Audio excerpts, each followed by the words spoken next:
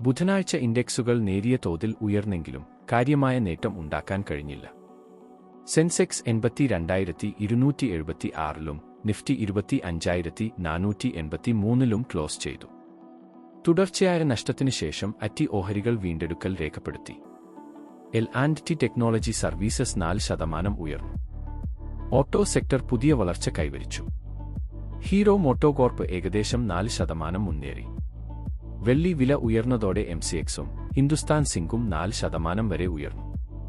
Mid cap വിഭാഗത്തിൽ Mankind pharma, Aurobindo pharma, KPIT technologies, M&M financial services, Hindustan zinc എന്നിവ മികച്ച നേട്ടമുണ്ടാക്കി. Offer for sale വഴി 4% ഓഹരികൾ വരെ വിൽക്കാൻ സർക്കാർ പദ്ധതിയിട്ടതിനെ തുടർന്ന് IRC 4%-ത്തിലധികം ഇടിഞ്ഞു. ഇന്ത്യൻ സോളാർ ഇറക്കുമതിക്ക് US126% തീരുവ ചുമത്തിയതിനെ തുടർന്ന് സോളാർ സംബന്ധമായ ഓഹരികൾ സമ്മർദ്ദത്തിലായി. വാരി, പ്രീമിയർ എനർജീസ്, വിക്രം സോളാർ എന്നിവ 6 മുതൽ 10% വരെ കുറഞ്ഞു.